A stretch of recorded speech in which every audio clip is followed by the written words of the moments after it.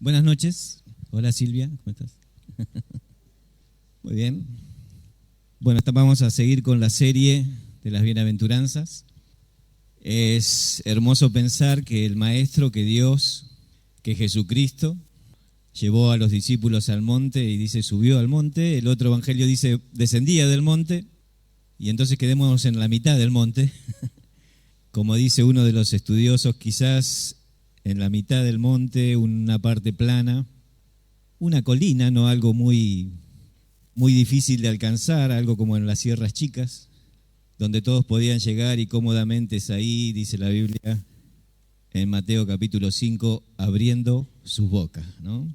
Y es la expresión más extraordinaria, ¿no? Porque es Dios hablándonos, abriendo su boca. Y quizás la repercusión de ese mensaje, como de este o de cualquier otro, es entender que son las palabras de la boca de Dios. Y abriendo su boca les enseñaba. Y entonces dice en Mateo 5:5, esta es la tercera de las bienaventuranzas: bienaventurados los mansos, porque ellos recibirán la tierra por heredad. Y en un contexto en donde parte hablaba Damián de que los judíos estaban presionados por los romanos, donde el pueblo de Israel estaba esperando un libertador aguerrido que lo sacara de la opresión del enemigo, alguien que le devolviera las tierras, toda la productividad, alguien que terminara con aquellos impuestos que ellos tenían que pagar a las ganancias y entregarle gran parte de todo lo que tenían y del cultivo y de todas sus pertenencias, darlo a los romanos, para abastecer el ejército y al ciudadano romano, porque ellos eran los dueños. Y en medio de eso, él en el monte abre sus bocas y le dice, bienaventurados los mansos, y ellos están esperando otra cosa. Y entonces le dice la razón, porque recibirán la tierra por heredad. Y no está diciendo ahí que van a conquistar la tierra. Le dice que van a tener la tierra, pero que la van a recibir. Es decir, no son los luchadores, los aguerridos, los valientes, los que van a matar, sino los mansos, y que no van a conquistar, sino que van a recibir la tierra por heredad. Y pensaba en esta palabra, ¿no? Los mansos. El hermano Samuel Pérez Millo, que estuvo con nosotros hace un par de semanas, él escribió en su libro, cuando escribe sobre las bienaventuranzas, y dice, después de estudiar la palabra, es lo más parecido, o si tenía que resumirlo en una palabra, es apacible. Es decir, los mansos son esa persona apacible. Si lo querés contrastar o comparar con los pacificadores sería alguien que está luchando o está trabajando por la paz entre dos que están enemistados, o entre dos grupos enemistados, o entre muchos grupos.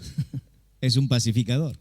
Ahora, este que es apacible es alguien que ha resuelto sus luchas interiores, es decir, que tiene paz interior, que rebalsa de paz, que está lleno de paz.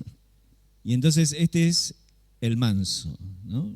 Yo puse una ovejita ahí en la foto, porque quizás sea uno de los animales más que más intrigaron a los evolucionistas, ¿no? Cuando escribió Darwin la selección de las especies, él habla de que los animales que van a seguir, que van a sobrevivir, son aquellos que son los más fuertes, los más capaces y que los que mejor se adapten. Y entonces todos los demás animales iban a desaparecer, porque eran todo lo contrario, no eran fuertes, no eran capaces, y uno piensa en la oveja enseguida, ¿no? Un animal inútil para todo esto, ¿no? No iba en la regla de Darwin de los que habrían de sobrevivir, ¿no? Porque no era un animal fuerte, porque no lo es, no es rápido, no es inteligente, no es vivo. Es decir, tiene todas las condiciones para desaparecer de la tierra. Sin embargo, hasta el día de hoy hay ovejas. Y entonces me gusta uno de los pensamientos que hay sobre la oveja y sobre este tema de la mansedumbre. ¿Saben que la palabra en latín está compuesta de dos palabras, man y suetus, hablando de manso, ¿no? Una palabra man es mano y suetus es acostumbrado. Lo que me gusta es la idea de que los mansos, o está hablando de un animal manso, es un animal que está acostumbrado a la mano del hombre y que por eso es manso. Cuando Darwin escribe esto, algunos empezaron a cuestionar lo que yo estoy cuestionando, es decir, si solamente los animales fuertes son los que van a sobrevivir, ¿por qué sobrevivió el conejo? La tortuga, ¿viste que no podía escapar? Y entonces empezaron a cuestionar así cosas, y entonces alguien escribió de sus seguidores porque se asociaron con el hombre, y eso es una gran verdad. Ahora, cuando alguien dijo se asociaron con el hombre para sobrevivir y heredar la tierra, entonces ahí tuvieron que acortar las distancias de la creación evolutiva, es decir, los animales habían aparecido muchísimos años antes que el hombre. Una rana, 300.000 millones de años antes. Entonces, ¿cómo hizo la oveja para sobrevivir todo ese tiempo? Que entonces tuvieron que acortar los tiempos, estaban más cerca. Pero cuando uno lee la Biblia y vas al Génesis, por ejemplo, descubrís que el primer animal que se asocia con el hombre, ¿cuál es? No es la serpiente que habla con la mujer, ¿no? Ustedes saben que ahí es Satanás, no es el animal. Pero dice que la palabra en Génesis que Abel fue pastor de ovejas. Así que el primer animal en la historia que se asocia con el hombre, porque claro, no habría de sobrevivir de otra manera, es la oveja. Y esta tarde descubrí, mientras Hernán leía el Salmo 8, otro pasaje que apoya esta idea, ¿no? Cuando dice, ¿qué es el hombre para que en él pienses? Lo hiciste un poco menor que los ángeles, le coronaste de gloria y de honra, todo lo pusiste debajo de sus pies. Y el versículo que sigue dice todo lo que puso debajo de sus pies. ¿Y qué son? Lo primero, ovejas. Y parece que Dios hubiera empujado a la oveja hacia el hombre, pues diciendo, ya no te queda otra. O te sometés al hombre, te acostumbras a la mano del hombre, o no sobrevivís. Hubo un tiempo que si usted viajaba por la Argentina para el sur, solamente veía ovejas. Hasta que se descubrió el petróleo y toda la productividad cambió. Había muchas más ovejas que personas. Y uno diría que era el país de las ovejas. Había dominado la tierra, el animal más tonto. ¿Cómo es que conquistó la tierra? No la recibió, el hombre la puso ahí a la oveja. ¿Entendés a dónde quiero llegar? Todos nosotros no nacemos como oveja, en realidad somos seres salvajes, dice la Biblia, pero esto de la mansedumbre es un proceso, ¿no? Muchas veces hablamos de la mansedumbre de los mansos, de esos dos personajes que habla la Biblia de manso, Jesús mismo y Moisés. Cuando habla de Moisés dice en Números capítulo 12, versículo 3, y este hombre era muy manso, más que todos los que habitaban la tierra. Lo que está diciendo ese muy y más es que había otras personas mansas, pero él era más manso. Es decir, que la mansedumbre tiene un proceso y tiene como un estado. Es decir, hay otro versículo que dice, sigue la mansedumbre. Es como que vas avanzando en la mansedumbre, como cuando vas adiestrando a un caballo salvaje hasta hacerlo manso. Leí hace poco de un hombre, un inglés, que compró un toro que había nacido y había sido preparado para las corridas. Un toro preparado para morir peleando. Y él lo compró para salvarlo y solamente lo acarició y hoy es como un perrito, igual que un perrito. Se acostumbró a la mano. Por eso nosotros, si vamos a heredar la tierra, tenemos que entender que la mansedumbre es un proceso, es un crecimiento, es un camino, es una forma de llegar a ser la misma esencia de él, porque él dijo, aprended de mí que yo soy manso y humilde. Y entonces estamos en un camino, en un proceso, alcanzando y acostumbrándonos a la mano de Dios. ¿Estás acostumbrada o acostumbrado a la mano de Dios? A la mano de Dios que te acaricia, la mano de Dios que te cubre, la mano de Dios que te disciplina y te da en la cola. ¿Te acostumbraste a la mano de Dios que te hace dormir en las noches y que te levanta a la mañana? Es decir, si vamos acostumbrándonos a la mano de Dios, eso es para traer paz en nuestra vida. Nuestra relación con Dios trae paz en nuestra vida. Y cuando abundamos de paz, somos entonces apacibles, estamos llenos de paz. Y no hay nada que pueda pinchar nuestra paz. ¿Viste cuando tenés un poquito nomás de aire en la bicicleta? ¿Qué pasa? Agarrás un clavo ahí, o los que van en moto, o explota o se desinfla, ¿no? Eso pasa con alguien que no ha descubierto la llenura de Dios. O explota, reacciona mal, o te desinflás, te venís abajo. Pero cuando estás lleno, sos como esas ruedas nuevas que han hecho. Yo decía siempre, el que descubra y haga las gomas, ¿viste?, para las motos que no se pinchen, ese va a ser un millonario. Y se hacen, ¿no? Comprarlas, que son todos de caucho completa. Y no hay nada que pueda hacerla explotar ni desinflar. Eso es una persona mansa. Ahora yo estoy asumiendo que vos sos manso o mansa. Y entonces vamos a descubrir otras cosas, aquellas cosas que van en contra de la mansedumbre. Jesucristo siempre usó las Escrituras para hablar de su mensaje. Él estaba enseñando las bienaventuranzas, pero no estaba enseñando algo que estuviera fuera de la palabra. Él estaba tomando su Biblia, que era el Antiguo Testamento, y de ahí sacaba los versículos de los que hablaba. Por eso en tu Biblia, si tenés una Biblia de estudio, abajo de cada una de las bienaventuranzas tenés un versículo diciendo Jesús habló de este pasaje. No es que estaba inventando algo nuevo, quizás lo estaba aplicando de otra manera o usando otras palabras para decir lo mismo. Por ejemplo, cuando dijo bienaventurados los pobres, estaba hablando de Isaías 57:15, que dice, yo habito en la altura y en la santidad con el quebrantado y el humilde de espíritu. Y estaba hablando de bendiciones para los pobres de espíritu. Cuando habló de bienaventurados los que lloran, podría mencionar el Salmo 126:6, irán dando y llorando el que lleva la preciosa semilla, mas volverá a venir con regocijo, es decir, lloran y serán felices. O Isaías 61, que habla de que Él consolará a los que lloran. Y entonces cuando también después habla de los limpios de corazón, el Salmo 24:3-4 dice, ¿quién subirá al monte santo? El limpio de manos, el puro de corazón. Es decir, ¿quién va a ver a Dios, en otras palabras?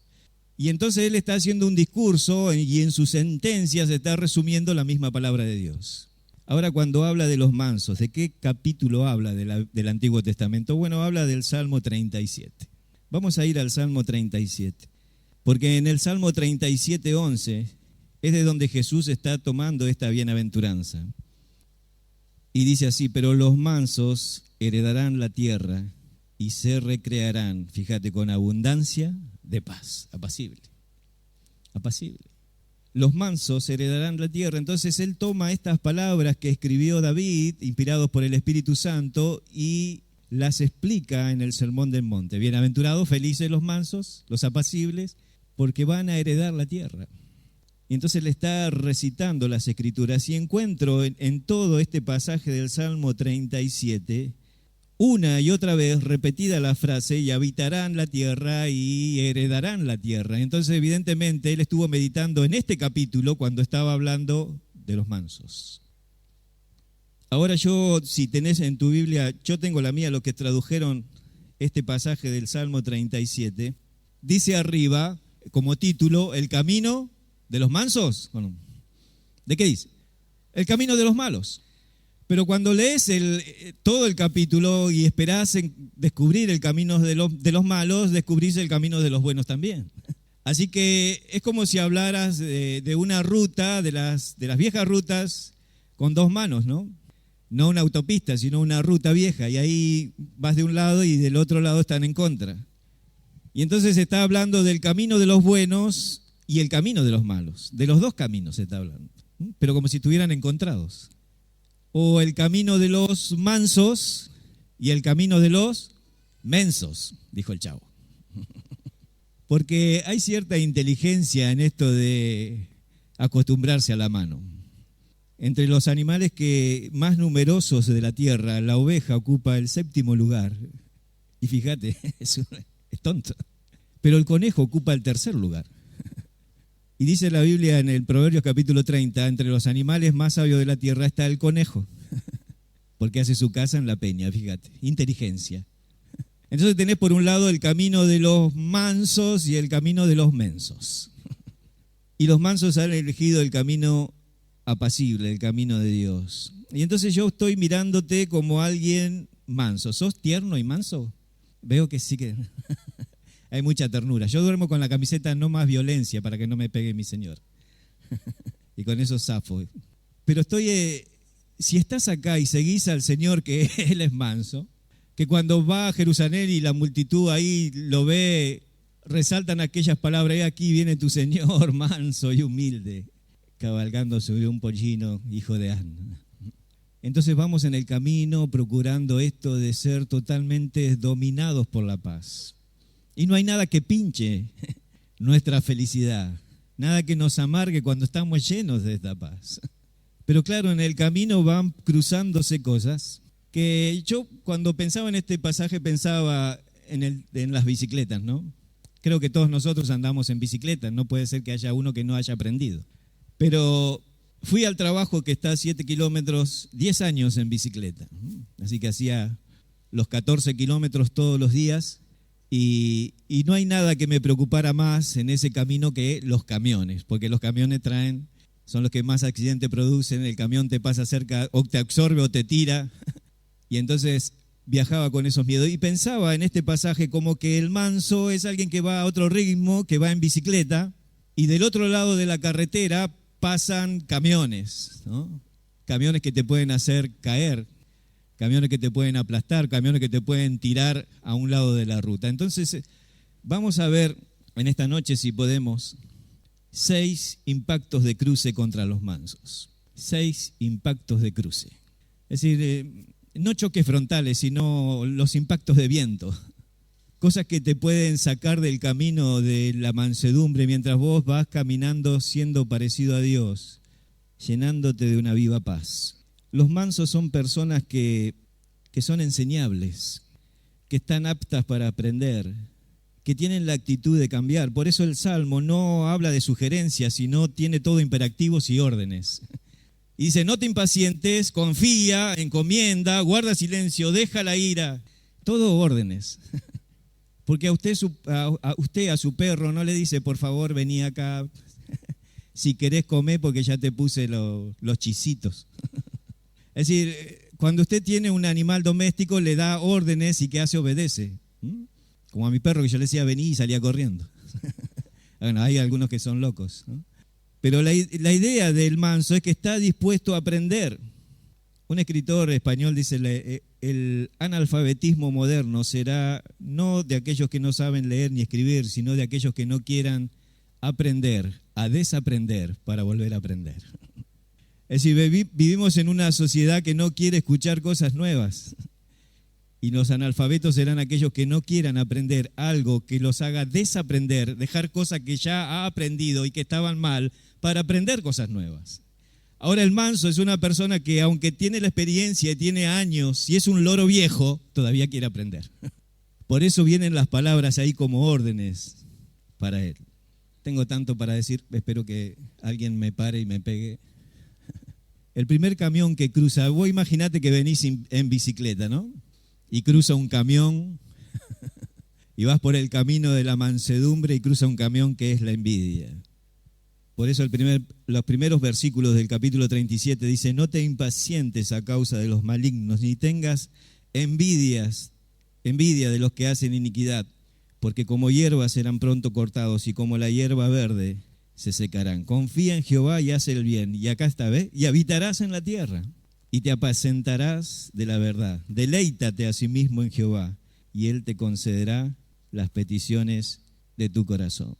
La envidia. ¿Ves? Vas en tu bicicleta y pasa ese auto, o vas en tu auto, viste que apenas va, y pasa el otro de alta gama a 190 que parece que no se mueve, va despacito y vos decís, qué auto feo, por favor. Y es la envidia, ¿viste?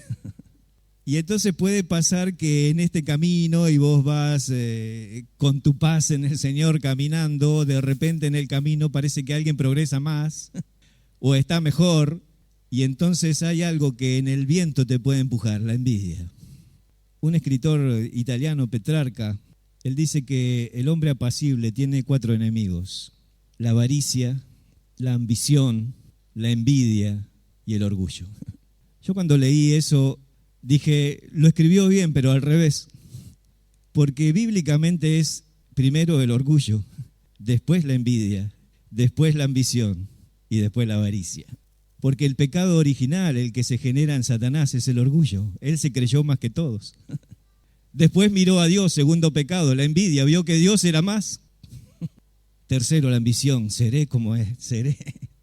Y pondré mi trono en los lugares del norte, ambición, avaricia, cuarta, no quiso compartir con nadie. Y entonces parece que ese está en ese proceso, ¿no? Cuando uno se cree, el problema es creernos más que los demás. Porque si uno no tiene orgullo, entonces no tendrá envidia. ¿Ves? Y ahí viene el valor de la humildad, estar satisfecho con lo que uno es, o entender lo que uno es. Alguien dice, está más preocupado por los de abajo que por los de arriba, en dar. Estar más preocupado por ayudar a los que tienen menos que mirar a los que tienen más.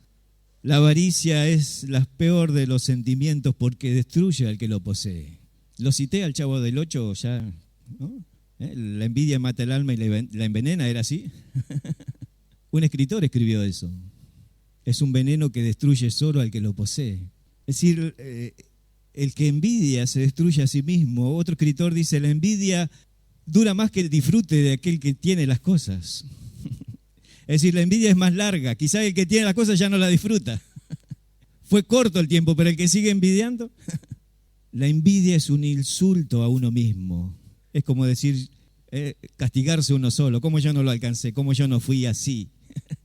Y entonces puede pasar el camión de la envidia y puede moverte el camino. El Salmo 73 es un ejemplo de eso, ¿no? Otra vez, ahí no es David, sino Asaf. Y parece que estuvieran escribiendo el mismo pasaje. Porque uno es el 37, pero si vos movés el 7 y lo pones adelante, es el 73. Y dice ahí en la escritura 73, Salmo versículo 2, en cuanto a mí, casi se deslizaron mis pies, casi salí del camino. Por poco se rebalaron mis pasos, porque tuve envidia de los arrogantes, viendo la prosperidad de los impíos.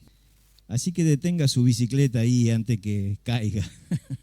Pare un poquito si hay un sentimiento, si tiene en el corazón un sentimiento de envidia, no se salga porque puede ser que lo lleve a salirse del camino.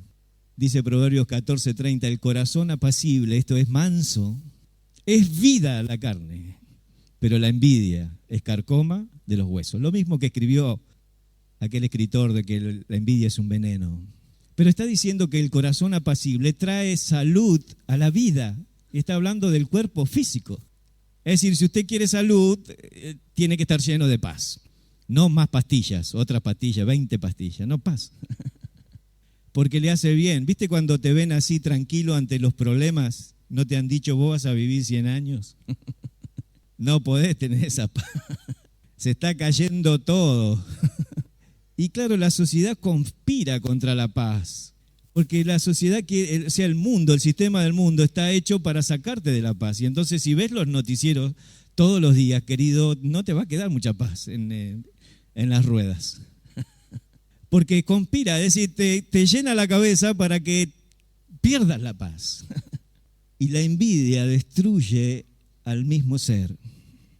Cuando dice la palabra y habitarás en la tierra, el Salmo 37, un comentarista del Antiguo Testamento muy viejo, David Brown, dice que hay dos acepciones para esa palabra. Una es vivirás y la otra es vive tú.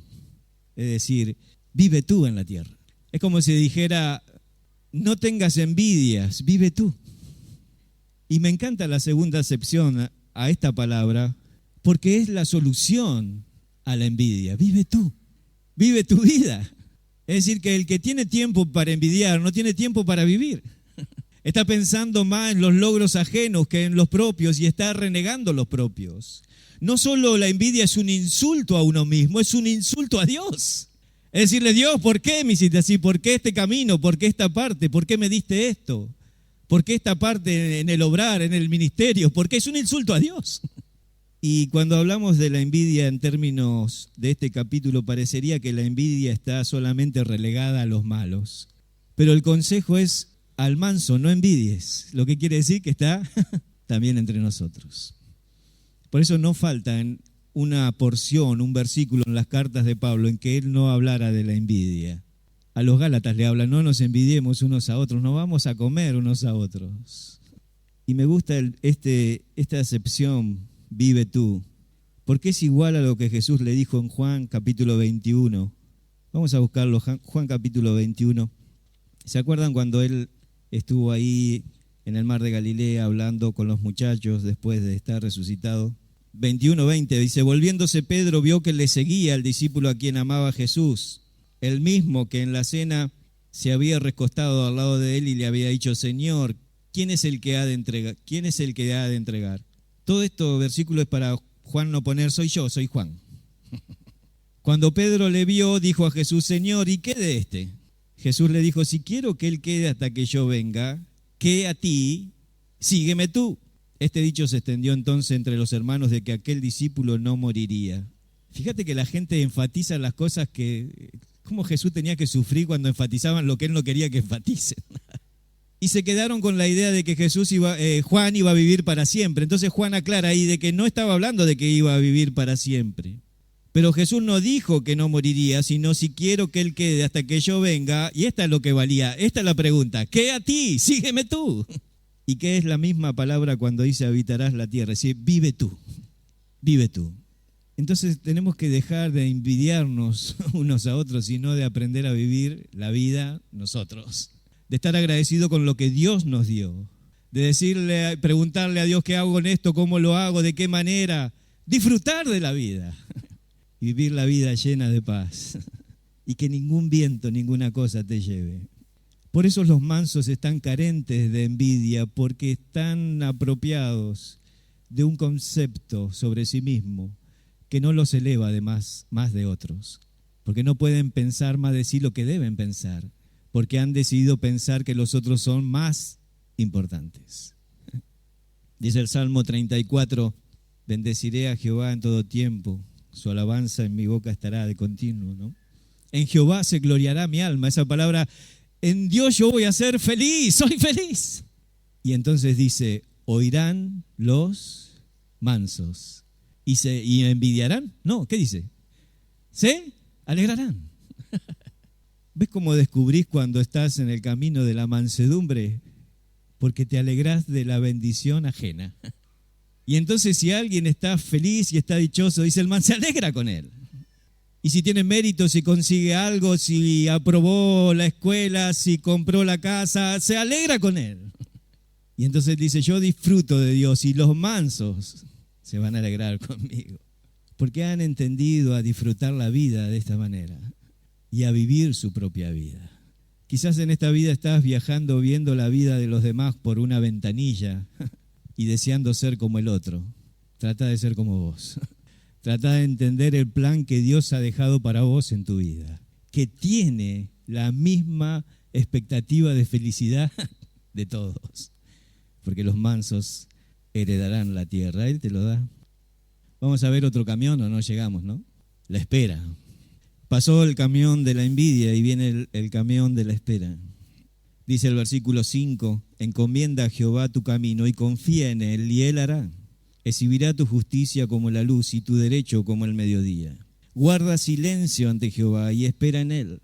No te alteres con motivo del que prospera en su camino, por el hombre que hace maldades. Deja la ira, desecha el enojo, no te excites en manera alguna a hacer lo malo, porque los malignos serán destruidos, pero los que esperan en Jehová, ellos heredarán la tierra.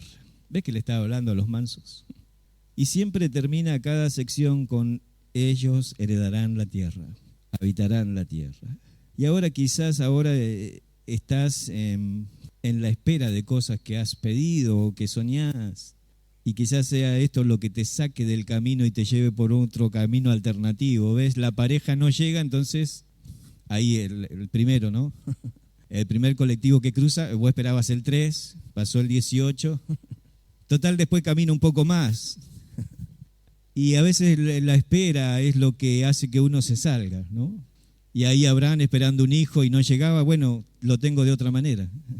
Y entonces a veces ese esperar, el aguantar, el confiar, el creer, es lo que va probando nuestra mansedumbre. Y entonces dice, encomienda a Jehová tu camino, confía en Él y Él hará.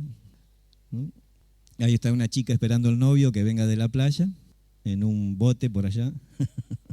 Dice el Salmo 27, aguarde a Jehová, esfuérzate y aliéntese tu corazón. Sí, espera a Jehová. Ahora, a veces uno se le termina la fuerza en la esperanza, ¿no? o se cansa de esperar. Y ese es el momento. Job capítulo 6, 11 dice, ¿cuál es mi fuerza para que siga esperando? Y ahí él estaba enfermo, destruido, sus hijos habían muerto. Y dice, ¿de dónde saco fuerzas para seguir esperando en Dios? Pero Isaías 40 dice que los que esperan en Jehová tendrán nuevas fuerzas. Es increíble que este versículo habla de que tendrán nuevas fuerzas cuando ya no tienen. Habla del lanzamiento del águila en busca de la presa, y cuando el águila se lanza con toda la fuerza y va a 200 kilómetros por hora en caída, y la presa se le escapa, ¿cómo hace? No se da contra la piedra. Es increíble que en el momento donde está más exhausta, recupera las fuerzas y otra vez se levanta.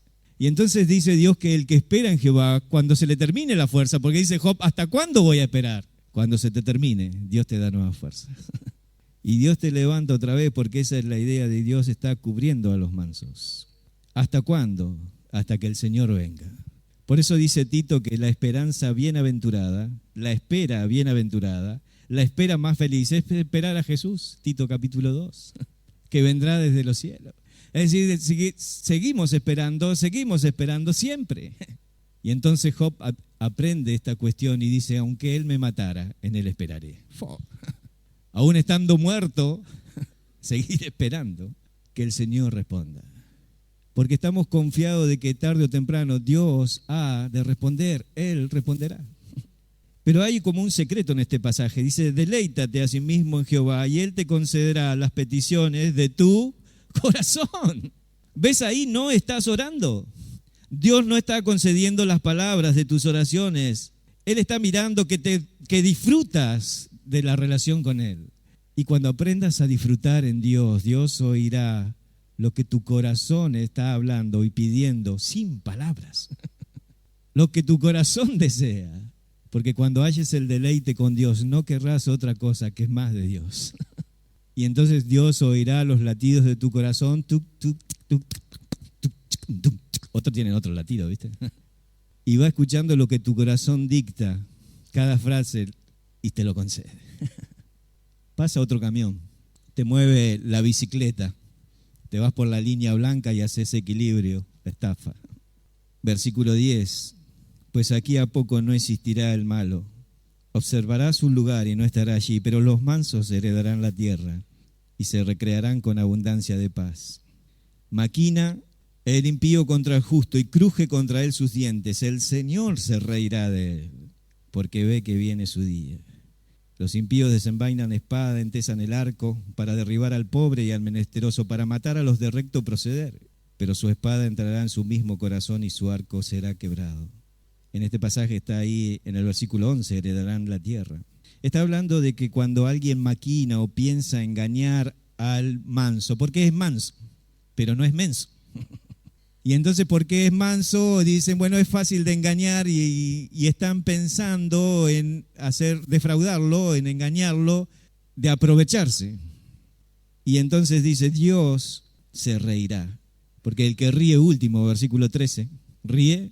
Y entonces ellos están planeando, se están riendo y están diciendo, bueno, lo vamos a engañar. Va a la iglesia, es buenito, es un gil. Y el gil son los giles son los seguidores del gauchito. Y entonces vamos a engañarlo y es tonto. Y se burlan y hacen planes y hay fraude y estafa. Y no hay cosa que quizás me moleste más a mí en ese sentido que la injusticia, ¿no? El ser defraudados. Trabajás, te pagan mal. Pagaste un trabajo, lo hicieron a medias. Entregaste dinero, préstamo, no te lo devolvieron. Sí, la estafa, ¿no? El ser engañados. Y entonces el manso no tiene respuestas y sigue esperando en Dios. Porque Dios va a apropiar de su defensa y dice, yo me voy a reír.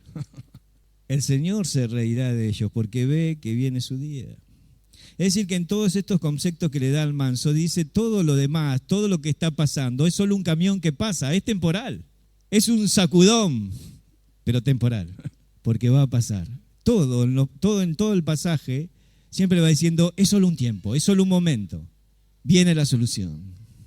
Y entonces uno tiene que esperar y no reaccionar mal, dejar la ira, dejar el enojo, Dice Eclesiastés que si el espíritu del príncipe se exaltare contra ti, no dejes tu lugar. ¿Viste cuando decís me sacaron?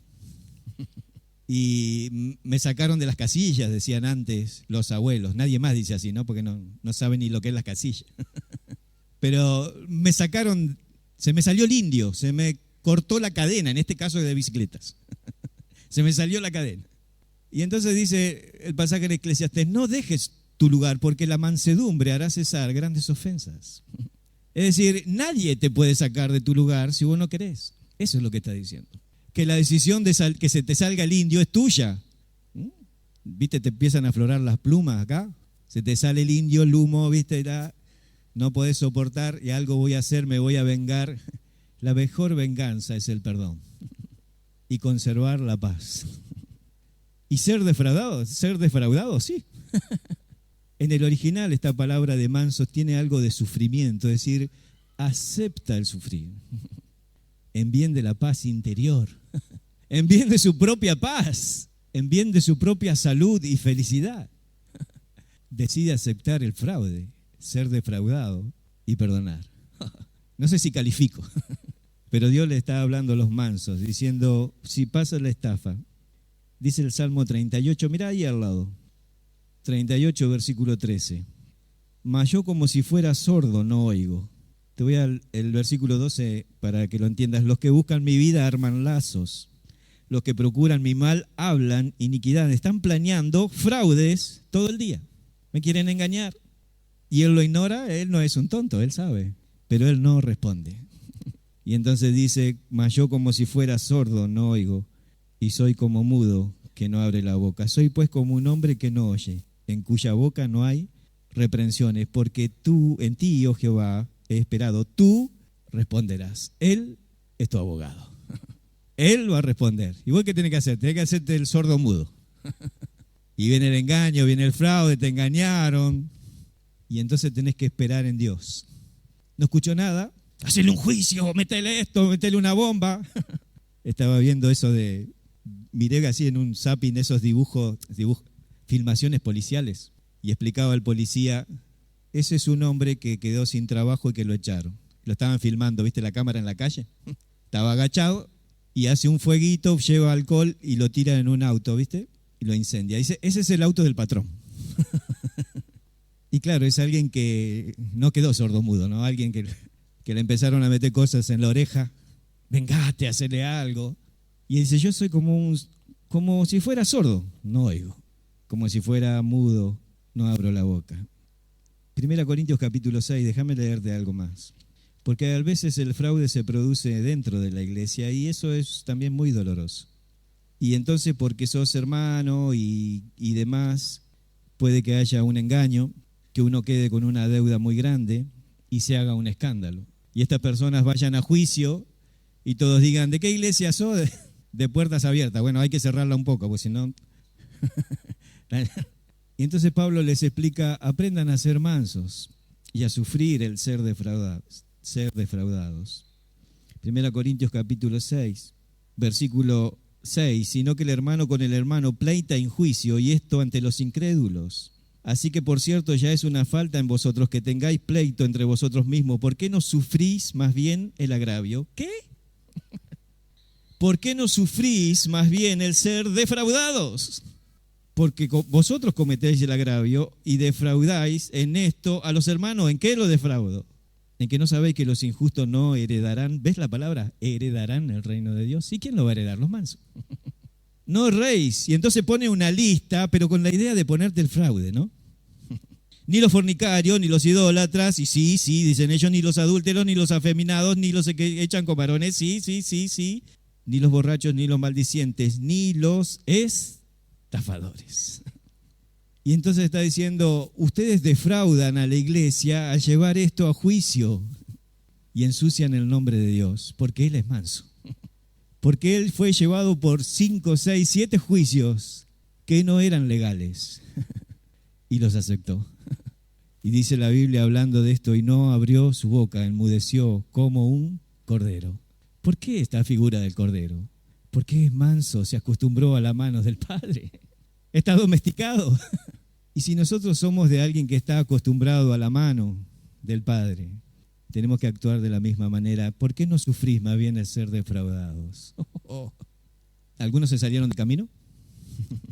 Porque esto es para el manso, ¿no? Porque va a venir el fraude, el desengaño, el dolor, quizás de las personas que más amamos o confiamos. Porque a Jesús no lo entregó un extraño, sino su amigo, el que se sentaba en el lado de honor, el que de mi pan comía. Y entonces el manso permanece en silencio y sufre el agravio para no dañar a todos. ¿Entiendes? Bueno, ahí paró uno en uno de los lagos del sur, Ruta 40, vayan chicos, en bicicleta. Está como a 10 días de acá. La economía.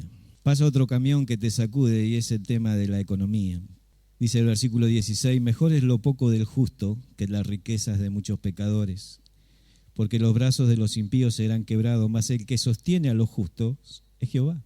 Conoce Jehová los días de los perfectos y la heredad de ellos será para siempre. Otra vez con los mansos. No serán avergonzados en el mal tiempo, en los días de hambre serán saciados. Mas los impíos perecerán y los enemigos de Jehová como la grasa de los carneros, como el humo. El impío toma prestado y no paga. El manso toma prestado y paga. O no toma prestado, o presta. Mas el justo tiene misericordia y da. Fíjate la idea acá, ¿no?, de sufrir, lo que decíamos antes, ¿no? Él dio, pero el otro no le paga. Porque los benditos de él heredarán la tierra y los malditos de él serán destruidos. Quizás la economía sea lo que te rompa la mansedumbre o que te termine de tirar afuera de la ruta. Porque como decíamos, todos los mensajes de esta sociedad son para sacarte la paz. Y entonces yo tengo 51 años y nunca he escuchado que este país va a andar bien. Toda la vida escuché el noticiero que va a andar mal. Así que si me lleno de eso todos los días, nunca escuché en este país que no hay más tarifazos. Siempre escuché que hay más tarifazos. Toda la vida escuché, siempre va a ser así. Así que te digo una profecía, las cosas van a aumentar. Pero ¿viste esa locura de aumenta la nafta? Dice, sale todo, la radio, mañana aumenta la nafta. ¿Qué hacen todos? Van a cargar, están 5 horas, calcular lo que perdés, lo que cobrás por hora, lo que perdés ahí por ahorrarte que subió $1. Y están todos, una locura, ¿viste? Una cola ahí, no te colaste, no, porque son las 12:01 y aumentó. Y entonces todo el mundo, qué locura, ¿no? Perdiste la paz. Y todo el tema económico y escuchar que aumentó y la bolsa en Chicago, ¿qué me importa? Si no tengo 2 granos de maíz en la alacena, ¿qué me importa la bolsa? ¿Cómo cambió y esto y cuánto vale el dólar? Y te llenas de todas esas tonterías que la gente habla y está bien que hable y sepas más o menos algo como para introducir tu mensaje, pero no te metas en la misma locura. Ahora, qué bueno que es este pasaje. Dice, mejor es lo poco del justo que las riquezas de muchos pecadores. Porque Jehová sostiene a los justos. Es decir, tenemos un apoyo económico, estamos cimentados en la mejor de las bolsas, en los negocios del Padre, en los negocios del reino. Y Él no te va a hacer faltar nada. Pero ahí hay una cosa en la mentalidad que tenemos que cambiar. Tenemos que pensar en días y no en otros márgenes. Tenemos que aprender a disfrutar de lo que Dios nos da día a día. Por eso dice, los días del justo. Decía Gerardo Ferace, ¿se acuerdan cuando estuvo en la conferencia y él decía, somos muy pretenciosos de contar 30 años, ¿no? ¿Se acuerdan? Y decía, somos muy pretenciosos de decir, cumplimos 30 años. Tendríamos que aprender a contar los días. Por eso dice el Salmo 90, enséñanos de tal modo a contar nuestros días que traigamos al corazón sabiduría. Y la palabra de Dios casi obligadamente con todo el sistema de este país nos va llevando a eso, ¿no? Porque claro, antes la clase media en la Argentina hablaba de cuánto uno ganaba mensualmente. Entonces decía, yo por mes gano. Ahora, en los lugares donde hay mayor estabilidad, las personas no cuentan en meses, no cuentan en semanas, no cuentan en quincenas, cuentan en años. Entonces los americanos dicen, yo gano al año tantos cientos de miles de dólares, porque sus expectativas son enormes, años, al año lo gana. O sea, él va a vivir todo eso, ya lo tiene asegurado en su cabeza, por la estabilidad, por todo lo que ve. Ahora el argentino de clase media pensaba en meses. Yo gano al mes, después tuvimos trabajos quincenales, semanales, y es como que la economía nos va llamando a la Biblia, ¿no? Voy a comer hoy. Y entonces dice, pensá en términos de días. Cuando Faraón se encuentra con Jacob, le dice, ¿cuántos son los días de tus años? Cuando lees la genealogía en Génesis capítulo 5, lees y vivió, y los días de Matusalén fueron, y después nombra los años, pero los días. Es decir, tenemos que aprender a disfrutar el día y las vivencias y lo que Dios nos ofrece día a día. Tuve el vaso de leche, tuve el plato de sopa, dormí feliz, terminé un día. Yo le contaba cuando fuimos a pescar a la costa, la llevamos a Marielita y ella se perdió un espectáculo. Yo le decía, lo mejor que me pasó en la costa fue un momento especial. Un momento cuando a la madrugada me levanté para ir a pescar. Había estado pescando hasta la noche, 12, 1, no recuerdo. Después nos acostamos y otra vez a las 5 de la mañana me levanté para estar ahí pescando otra vez. Ahora, habíamos escuchado todos los sonidos de los pájaros a la noche y todo el bullicio que hay en la isla, toda esa vida que hay de noche. Y hubo un momento entre el que el sol salía o estaba por salir que hubo un silencio. Los pájaros de la noche ya no cantaban. A los de la mañana no le tocaba cantar. Y entonces hubo un silencio, hay un espacio terrible de que nadie cantaba hasta que amaneció y salió el sol. Y yo estaba rodeado de árboles y todos los pájaros se posaron alrededor de los árboles y empezaron a cantar con unas ganas, porque el sol salía.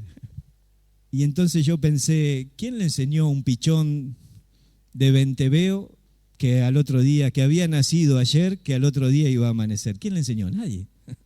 Cuando cayó la noche pensó que todo eso era la vida, que se había terminado, que no había más nada, que solo había silencio y nada más, pero salió el sol. Y cuando salió el sol, todos los pájaros que habían disfrutado el día anterior salieron contentos, como diciendo, hay un nuevo día, lo voy a vivir. Y yo estaba con la caña ahí temblando, como si me dijeran, hermano, cante usted también, tiene un nuevo día, disfrútelo. Y entonces pensé en ese pasaje, enséñanos a contar nuestros días. ¿Usted a qué distancia vive? Porque en lo económico Dios nos está enseñando a vivir el día a día y disfrutar del pan que Él nos da, como dice en su Padre Nuestro. El pan nuestro de cada día, danos hoy. O usted pide para la semana si ya no ora más, ¿no? O para el mes. O como los americanos, para el año. Ya tengo asegurado $185,000 al año. Pero gracias a esta economía nos va llevando a la misma palabra y a vivir el día a día, disfrutarlo y a dar gracias. ¿Amén? ¿Estás ahí o estás contando los años? No les pongo los pasajes, yo, ¿eh? Ellos están pensando si saltan o si siguen viviendo. Hay uno más, hay dos más, pero voy a hablar de este. Y es la especie. Quizás cuando hablo de la especie estoy hablando de la descendencia, de los hijos. Y uno está a veces preocupado por los hijos y no por uno mismo. Pero dice la Biblia, los hijos de tus siervos habitarán seguros. Y escuchaba a un amigo, una persona conocida que había caído preso, y él decía, porque mis hijos tenían hambre, tuve que robar. Y atacó a una persona. Y uno es como que se justifica porque por la descendencia uno puede perder la mansedumbre, ¿no?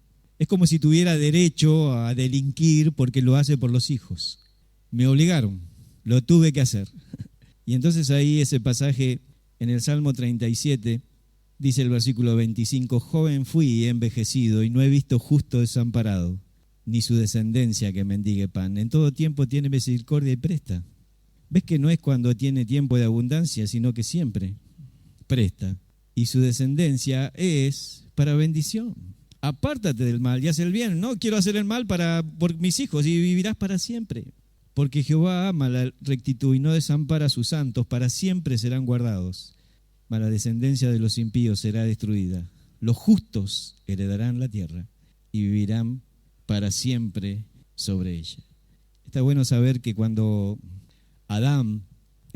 cuando Noé dice en Génesis capítulo 7 que venían de dos en dos, ¿Se acuerdan? Las especies. Y primero nombra a Noé, dice, estaba Noé y su esposa, sus hijos, Sem, Cam, Jafet, sus esposas, o sea, cada uno de a dos, y después todos los animales según su especie, y entraron en el arca, ¿no? Y a veces uno por la familia podría perder el quedarse ahogado y empezar a hacer lo malo. Pero dicen, los justos y los mansos heredarán la tierra. No hay personas, no descubro personas más mansas que este hombre ahí en medio de una generación tan turbulenta como la nuestra, Noé. Dios le manda cosas y él simplemente obedece, pero permanecen de dos en dos. ¿Querés permanecer? ¿Querés bendecir tu descendencia? Seguí junto con tu esposa. Seguí junto con tu esposo. De dos. Macho y hembra. Los animalitos venían juntos. Los dos gusanitos, elefanta y elefante, pero de a dos. Juntos, unidos, para sobrevivir. Y Dios se va a encargar de que tus hijos sean de bendición, porque sos el ejemplo, porque sos la visión, porque sos lo que ellos ven y han de heredar la tierra. Es increíble porque ellos heredaron la tierra. Cuando el arca desciende, toda la tierra es de ellos. ¿Y qué habían hecho? ¿Habían conquistado todos los reinos, matado a toda la gente? No, simplemente fueron mansos, obedecieron a Dios. Entonces él está diciendo, nunca he visto que la descendencia de un justo mendigue pan, que los hijos de un siervo tengan que sufrir necesidad. Si ofreciste tu tiempo a Dios, estás bendiciendo a tus hijos. Es el mejor lugar donde podés estar, bendecir a las personas sirviendo a Dios. Pero tengo que ocuparme de mis hijos. Y ocupate de la cosa de Dios y te estás ocupando de tus hijos. Le decía a un hermano que toda la vida hemos escuchado eso de las prioridades, ¿no? De los globitos de las prioridades, Dios, la familia. Si todo está metido en un solo globo, en Dios. Y si servís a Dios es lo mejor que podés hacer por tu familia, por tu trabajo, por la sociedad. Si Él siempre es primero. Y los hijos tuyos no estarán desamparados, no habrá ninguna cosa que te pueda sacar. Isaías 52:14. Déjame leerte este versículo. Y nos queda un camión para otro día. ¿Está bien? No escucho a nadie despierto. ¿Había uno despierto? Isaías 52:14. ¿Cómo se asombraron de ti muchos? De tal manera fue desfigurado de los hombres su parecer, y su hermosura más que la de los hijos de los hombres. Está hablando de Jesucristo y el primer cuadro, el segundo en realidad cuadro de acerca de Él, es de un rostro desfigurado. Yo no sé si has visto en el hospital o si te ha tocado ver de cerca personas desfiguradas, pero está hablando de un hijo desfigurado en favor de tus hijos. Así que Dios es como que el Padre permitió que el rostro de su hijo fuera desfigurado más que el de ninguna otra persona desfigurada de la tierra. ¿Has visto gente desfigurada? Jesús era más. Y lo que está diciendo este pasaje es que el Padre lo permite en su Hijo para salvar a tus hijos, para salvarte a vos. No había nada, ninguna referencia en la visión de aquel rostro que hiciera recordar que era Jesús. Una señora fue golpeada por su esposo de tal manera y cortada en la cara, que cuando la vecina de enfrente salió a ayudarla por los gritos y no sabía si era en realidad Emma o era otra persona, no podía reconocerla. De eso está hablando acá, o sea, vas a dejar a Dios porque decís, bueno, por la descendencia, por los hijos. A veces son la misma familia la que te dice, ¿por qué no vas por el camino negro, no? Papá, ¿siempre vas a ser tan honesto? ¿Por qué no compras esto robado o vendés esto acá, allá? ¿Siempre vas a ser así? Pero dice que el Padre mismo desfiguró o permitió que en el rostro de Jesús no hubiera referencia para decir que era Él, en favor de los hijos de los hombres, de tu hijo y de mi hijo. ¿No es increíble? Dios está pensando en nuestra descendencia. Por eso no hay nada que pase al costado que pueda tumbarme y llevarme a otro camino. Soy feliz. Y que no te cueste vivir la felicidad o el gozo de la relación con Dios en la paz interna. No te dé vergüenza decirlo en medio de una sociedad. A veces hasta da vergüenza decir soy feliz en una sociedad tan deprimente. pero necesitas que las personas puedan cambiar de camino, que el camión dé la vuelta y que te siga. Sigue la mansedumbre, dice la Escritura. Jesucristo hizo el llamado y nos llamó a todos a ser como Él. Dice el Salmo 37 que leímos, fíjate qué fácil de memorizar, 37, 37.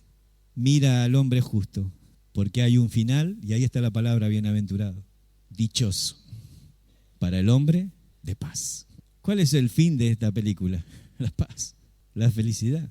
El que encontrarán la felicidad y llegarán al destino de encontrarse con el mismo Dios, que es manso y humilde de corazón. Vamos a orar.